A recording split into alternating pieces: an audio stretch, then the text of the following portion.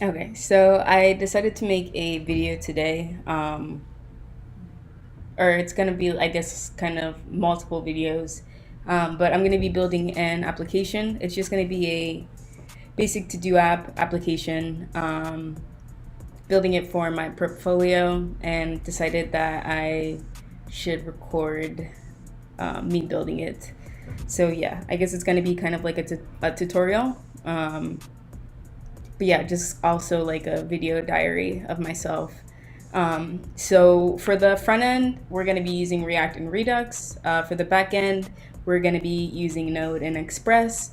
And I'm going to go through all of the dependencies that I'm using for both the front end and back end. And yeah, we'll go through all of that like once I'm building everything.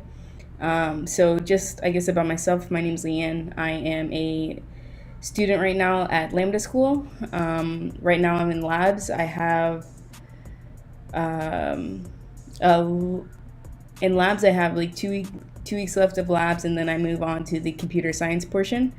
Um, so yeah, now I'm gonna just put my skills to use in this application, and we'll go from there.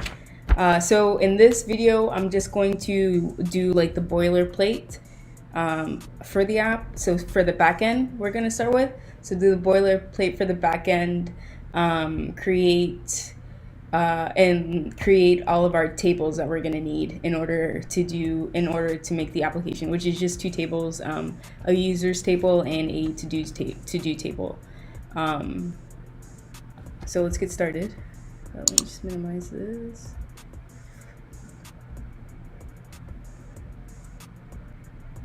That's good. Right here. Okay, so pull up Hyper. I'm gonna CD into my documents folder and then my web development folder, and then I'm gonna create a new folder. So make dir. We'll call this TODO App, and within that folder, we're gonna do npm init, so we can get our package.json. Oh, actually, sorry, I didn't go into that folder, so let me just cancel this. Clear. So let's go into the folder first, TODO App. Then we can do the npm init, and we'll say okay, that's good. And author is gonna have my name. All right, so now that that's done, if you do an ls, you can see we have our package.json. So now we can start installing all of our dependencies. So I'm going to do an npm install express, and we're going to install connects and SQLite 3. We're going to install cores, helmet, and .env, and that should be good for right now. And then I'll go over like what all these dependencies do and everything as I incorporate them into the application. Let's just wait for that to finish. All right, so now we can go ahead and, there's one more dependency I want to download, but this is going to be a development dependency. So we're going to do npm install nodemon, and that's -d.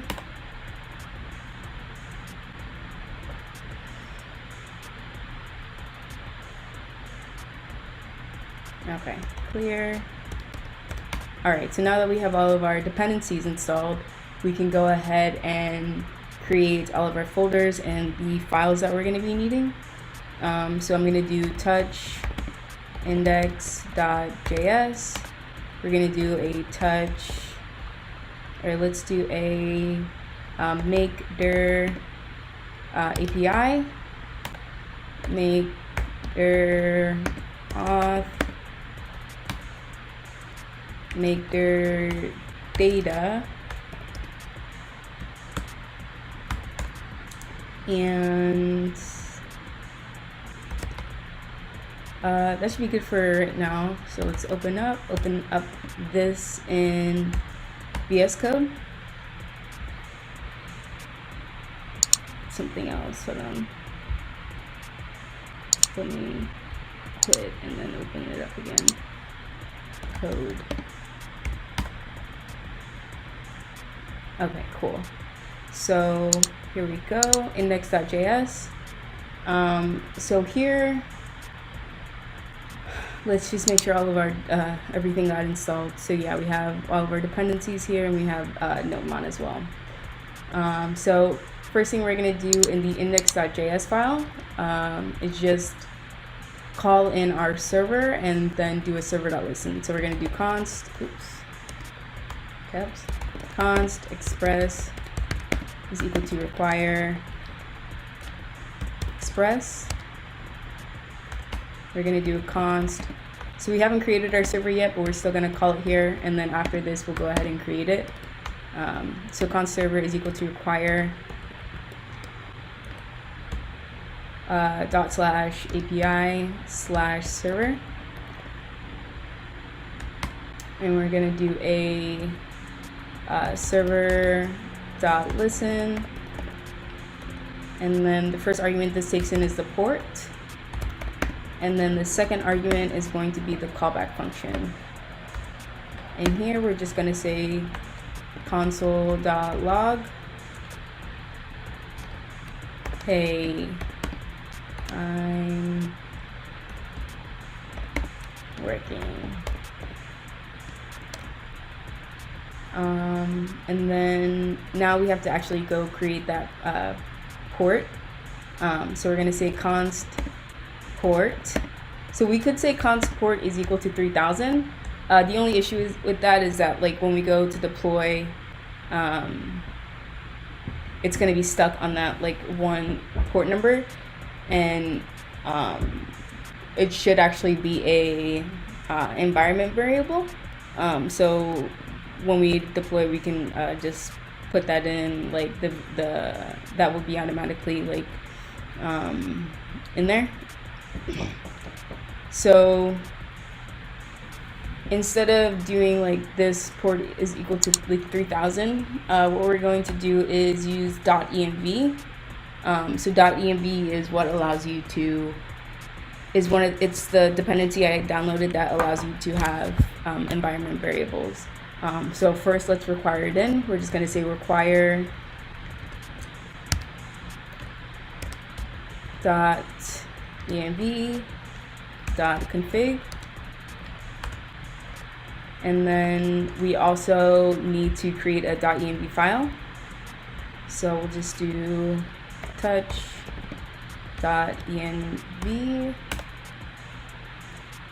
Cool. And here let's do so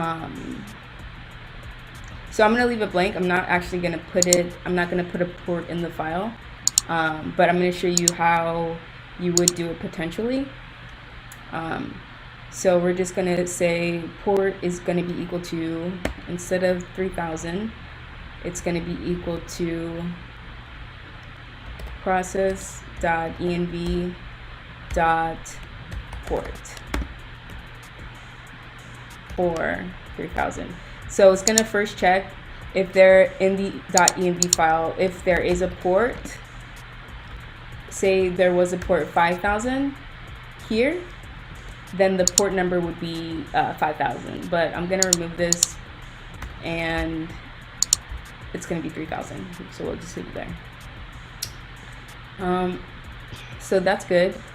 And so now we actually have to go and create this server that we required in. So I'm going to do that in the API folder. So we'll just create a new file. We're going to do server.js.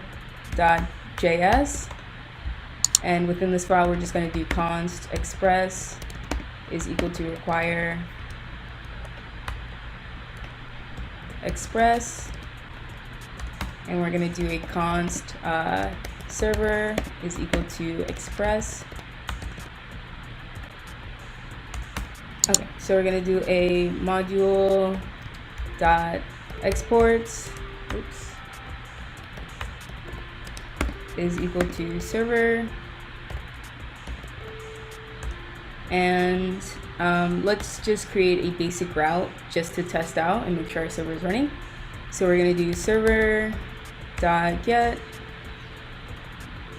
It's going to be slash comma, going to require in rec and response. And let's just do res dot send. Hey, you rock. Okay. So if everything goes well, we should see, hey, I'm working, and hey, I'm working in the console, and then hey, you rock on the browser. And one other thing I'm gonna do before we test it out is actually implement nodemon. So nodemon allows you to basically not have to stop your server and refresh it on your own. It does it automatically for you. So if you make a change, nodemon will see that you make a change and then stop the server and restart it for you. But in order to use it, you have to implement a script. So we're just going to implement one right now. So it's going to be server.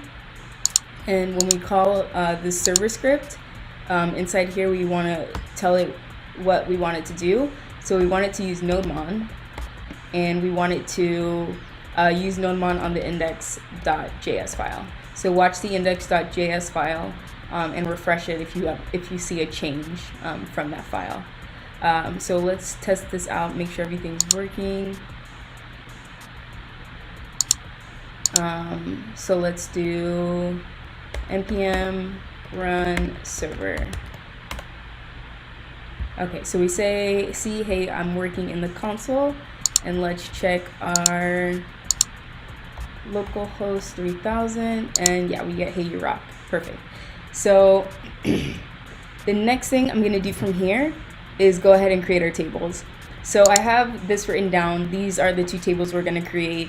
We're gonna create a users table and a to-dos table within our to-do app database. So the users table is going to have the user ID, it's going to have the email, password, first name and the last name, basic users table, and then the to-dos table is going to have a to-do ID, it's going to have a user ID, which is going to be a foreign key, and it's going to have notes, and it's going to have a date as well. So let's go ahead and create those. So in order to create the tables, we're going to be using Connects. And Connects is basically a query builder for Node. So it gives you the ability to build out those tables and everything within Node itself. So let's go ahead and do that. In order to use Connects, we're going to do an npx connects init. And actually, before I do that, I just want to do a git init, so we start our Git repository, and we can push this up to Git. So we're going to do git init. Okay, perfect. So we have Git. Let's do git status. Will be git add dot. And we're going to do a git commit -m created, or let's do added dependencies.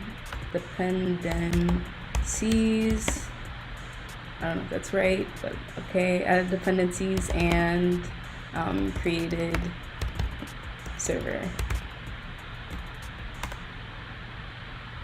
Okay. So now we can do the connects. And Git basically allows you to keep track of your progress in an application. If you need to roll back to a certain point of your application, to a certain commit in your application, you can do that using Git. So Git is basically like, if you use it properly, it's like a good way for you to like track your progress of an application, roll back if you need to, and yeah, all of that good stuff. But look back to the tables. So we're gonna do connects init. So we'll do npx connects init. That's gonna give us our connects file. So if we go here, we have our connects file here. I'm gonna go ahead and get rid of all of this until we actually need it for our deployment. But you can see here we have the development, we have our SQLite 3, which we're gonna be using, and here this is gonna be our actual table and where we wanna put it. So we're gonna do /data/ TODO app db.db3. Another thing we're gonna need to add is use null as default. We'll set that to true. And we're also going to need our migrations here. And that's going to take in an object. And the first thing is going to be the directory. And it's going to be /data/migrations. And the file name, we'll just do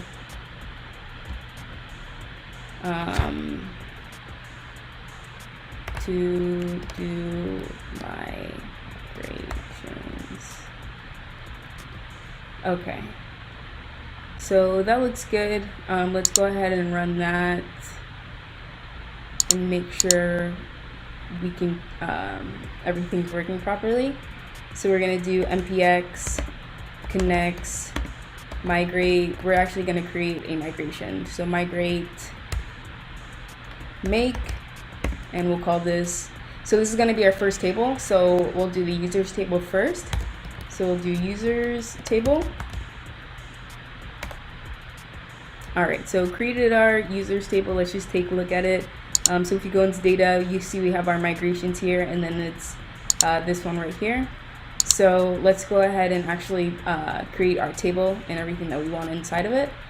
So we'll do return connects.schema.create table. First argument it's going to take in is the name of the table, so we're just going to call it users. And the second argument it's going to take in is a callback function, and the argument for that callback function is going to be the actual table that we're creating. So first thing we want on the table is going to be a user ID. So we're going to use .increments, and that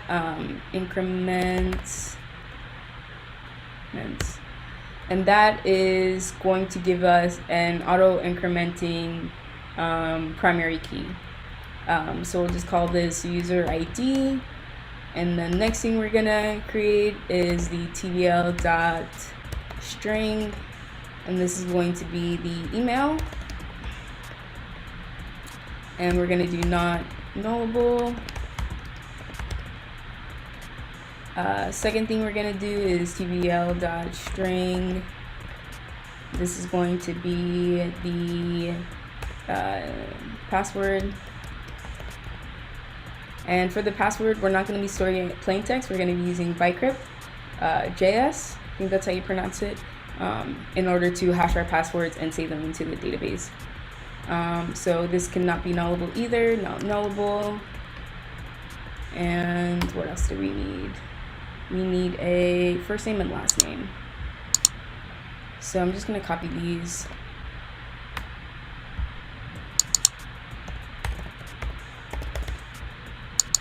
Last name. Okay, cool. And last thing I'm going to add is tbl.timestamps. And we're just going to do true, true. And that should be good. So we have our user ID, email, password, first name, and last name, and then a timestamp of when the user is created and if the user was updated when they were updated. So here in this exports.down, this function that it is equal to is going to be used if, say by chance we need to roll back some changes that are roll back something that we did in our database. That's what this function would do here. So we're going to do a return connects dot schema dot drop table if exists, and then we'll say the users table. All right, so that should be good. Let's go ahead and do another migration for our to-do table. So npx connects migrate make to do table. Okay, perfect. So here's our second migration. So let's go ahead and create this table again. Return connects dot schema dot create table. It's going to be the to-do table, to-dos, let's make it plural. To-dos table, callback function, taking in TBL. We're going to do tbl.increments. And we're going to call this to-do ID. TBL dot string, and this is going to be the to-do dot not nullable, and then we're going to do TBL dot string. This is going to be notes, and TBL dot user ID. TBL dot user TBL dot string. Actually it's going to be integer.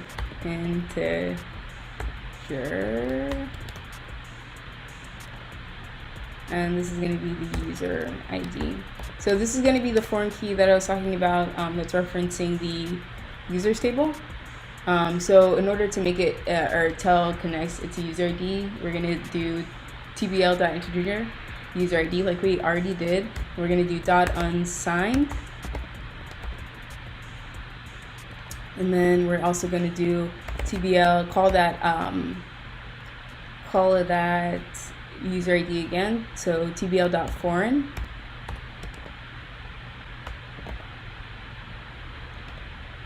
and then user ID dot references, and then what is it referencing? So it's referencing the users table and the user ID on that users table. The next thing we have to add is the timestamps. TBL dot timestamps time, and then this is going to be true, comma true.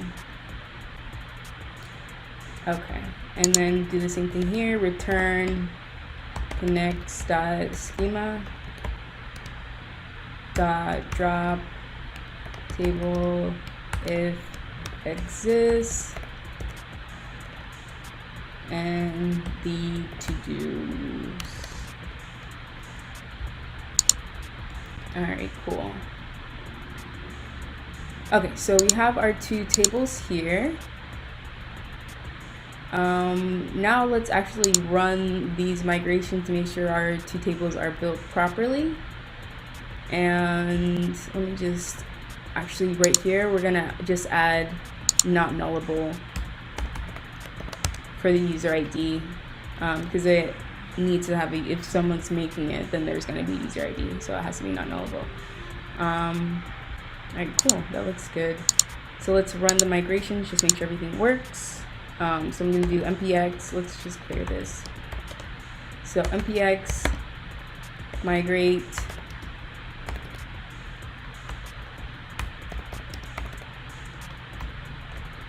latest.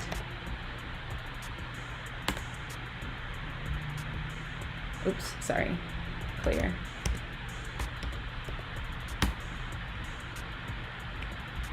I forgot the connects here. So npx, hold up, npx connects migrate latest.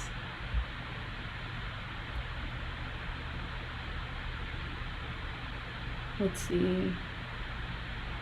It's saying something wasn't defined, so I think I misspelled something in the to-do table. Oh, where is it?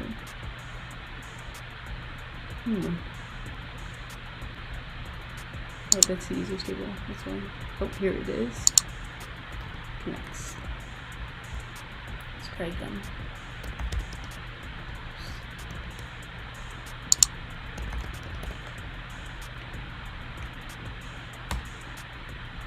Okay, then we're foreign. Okay, I misspelled foreign. F-O-I. Oops, I think that's. This is why.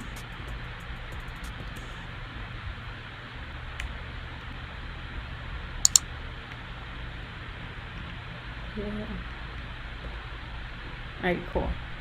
So they both ran.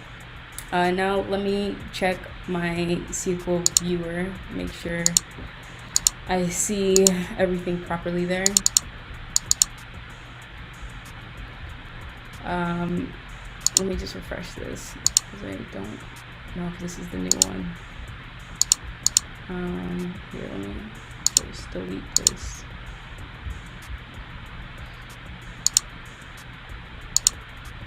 Okay, so go ahead and add it. Is this the right one? Okay, yeah.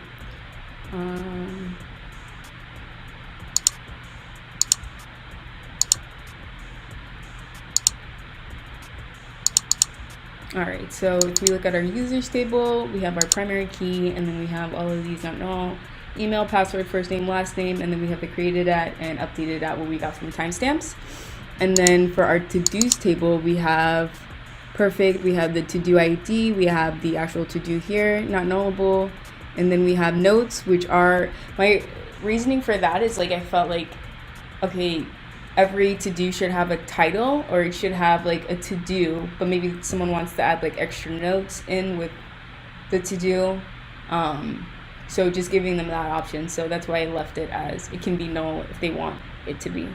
But then we have the user ID, which is a foreign key, which is showing up here too as well.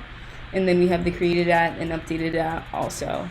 So perfect. We created our two tables. We created our basic server. And yeah, I think I'm gonna cut the video here just because I don't want it to go too long. But check the next video. In the next video, we're gonna be working on the authentication portion of this app. And please, if you can, subscribe. And yes, thank you again for watching.